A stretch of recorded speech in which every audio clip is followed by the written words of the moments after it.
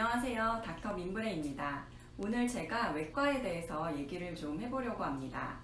제일 처음에 소개 영상에서 간단히 얘기를 드렸었는데요. 제 영상을 본 초등학생 친구가 너무 어렵다고 하더라고요. 제가 주변에 또 물어봐도 정말 잘 모르는 분들이 많았어요. 그래서 다시 한번 외과란 무슨 과인가 소개를 좀 해드리려고 합니다. 우선 의사가 되는 과정을 좀 설명을 드릴게요. 의과대학에 입학하고 나서 6년을 공부를 하게 되는데요. 6년을 공부하고 졸업하기 전에 의사 국가고시를 보게 됩니다.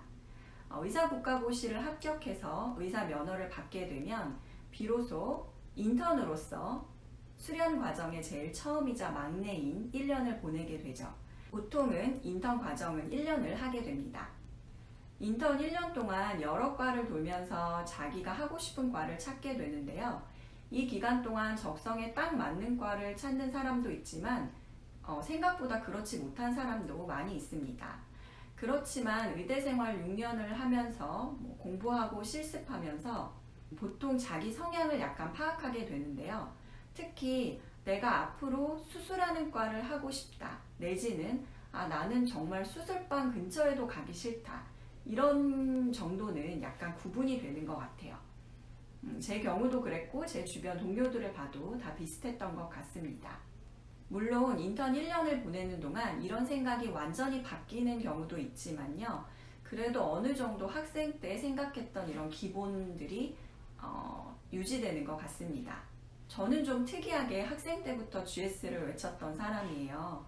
이랬던 저도 인턴 생활을 하는 동안 마지막까지 한 2개 과 정도를 더 고민을 했었거든요. 이 얘기는 다음번에 기회 되면 하도록 하겠습니다.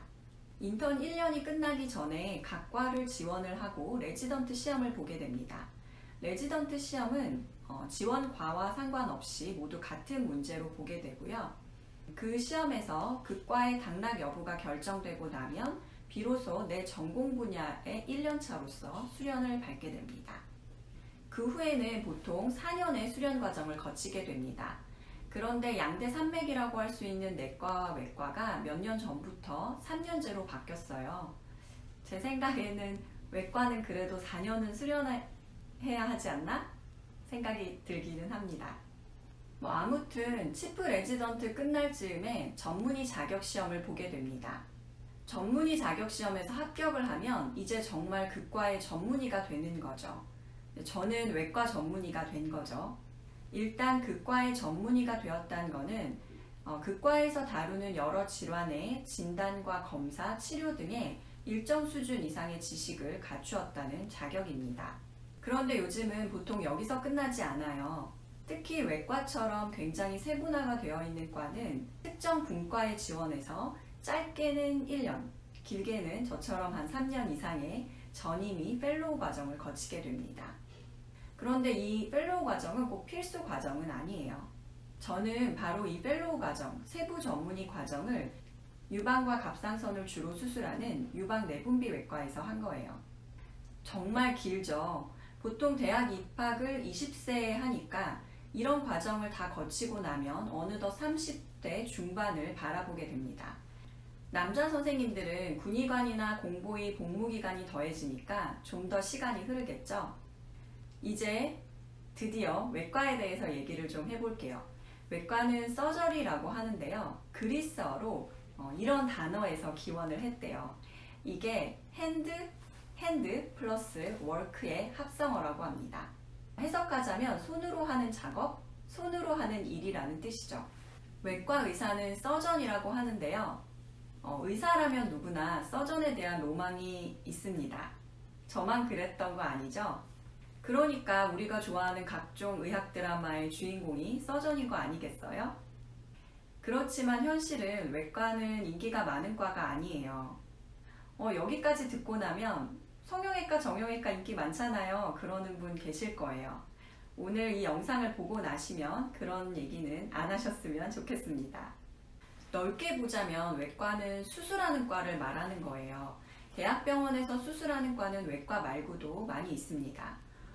당연히 수술한다고 생각하는 흉부외과, 신경외과, 성형외과, 정형외과 말고도 산부인과, 이비인후과, 비뇨기과 전부 다 수술하는 과예요. 그런데 우리가 보통 외과라고 하면 또 수술하는 과의 꽃이라고 하면 바로 저희 일반외과입니다. 의대 수업에서도 가장 많은 비중을 차지하는 게 바로 내과학과 외과학입니다. 다른 과 선생님들도 인정하시죠? 보통 우리가 외과 의사라고 하면 제너럴 서저리, GS라고 부르는 일반외과 의사를 얘기합니다. 제가 의대 어린이였을 시절에는 일반외과였고요.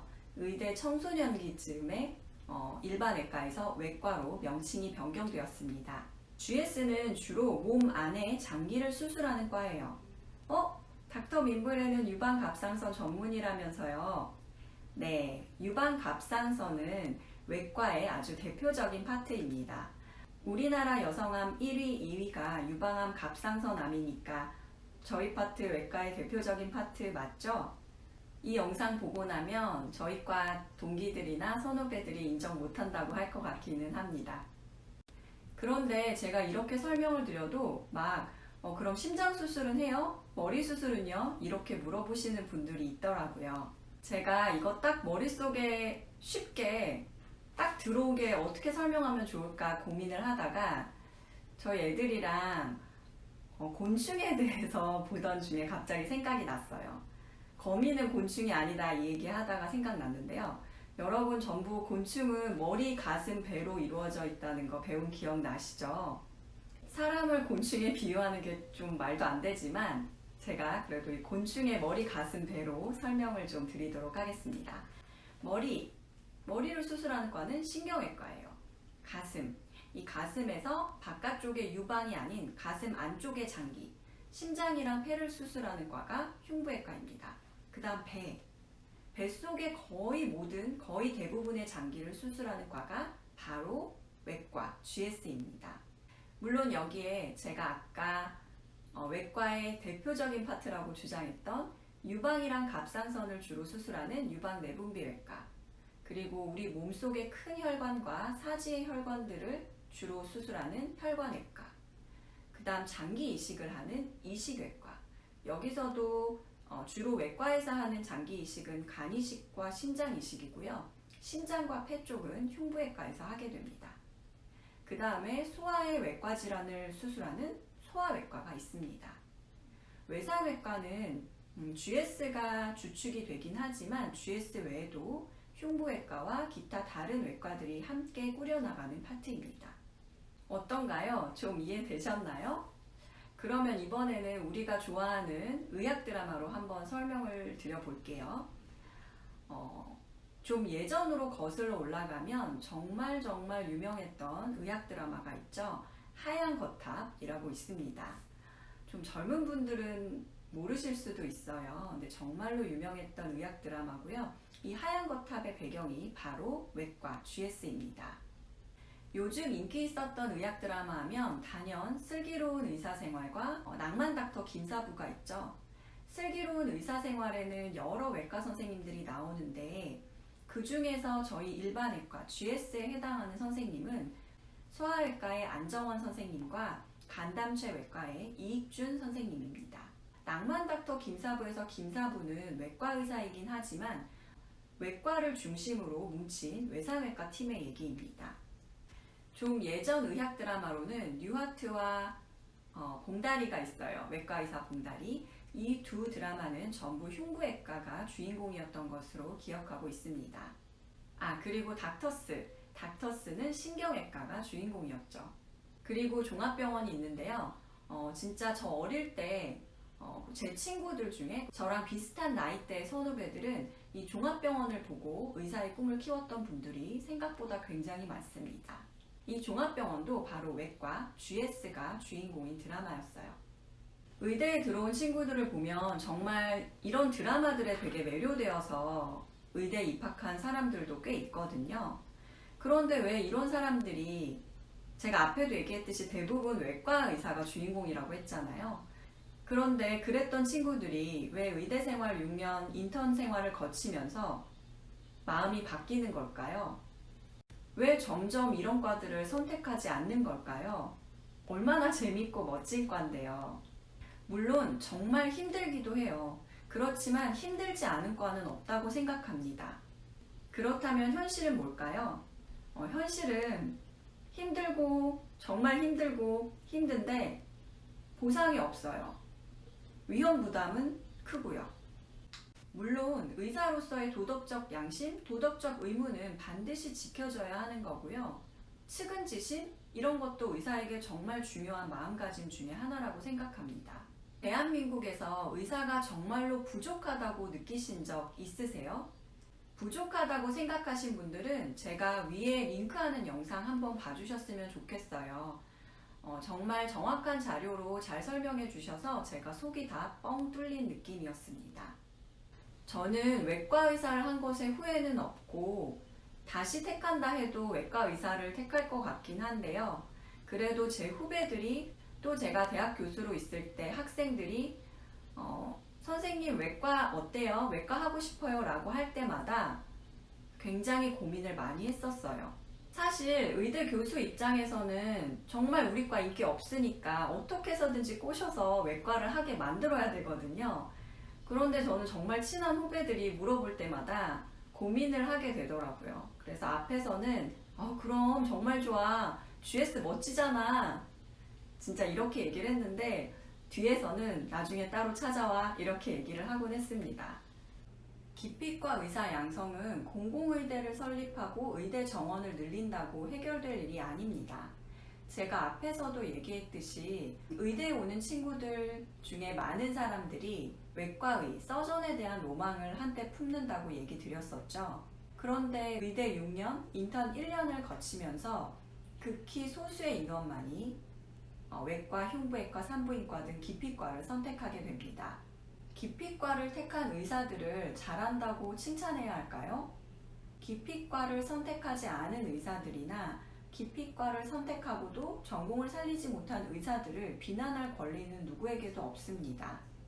공공의대 세워서 기피과를 의무적으로 하게 한다고요? 서전에 대한 로망을 갖고 들어와도 7년 동안 로망 따윈 필요 없어. 이렇게 되어버리는데 꾸역꾸역 본인이 원하지도 않는 과를 10년을 하고 나면 과연 10년 후에도 그 과를 하려고 남아있는 의사들이 얼마나 될까요? 기피과 의사를 양성하기 위한 공공의대 설립이 왜 문제인지는 정말 잘 설명해주고 계시는 선생님이 있어서요. 제가 이 영상을 위에 링크하도록 하겠습니다. 꼭 한번 참고해 주시면 좋을 것 같아요. 사실 이번 주 영상은 되게 가볍게 외과에 대해 소개하는 영상으로 찍으려고 했는데요. 아무래도 제가 기피과인 외과 의사다 보니까 조금 요즘 문제에 대한 제 의견을 섞게 되었습니다. 다음 주에는 갑상선으로 이제 눈을 돌려보려고 해요. 갑상선 초음파를 하는데 혈액 검사를 또 해야 돼요? 궁금하셨죠? 제가 다음 주 영상에서 이런 것들에 대해서 좀 알기 쉽게 설명을 해드리도록 하겠습니다. 오늘 영상 도움 되셨다면 좋아요와 구독 부탁드리고요. 이상 외과 전문의 닥터 민브레였습니다. 감사합니다.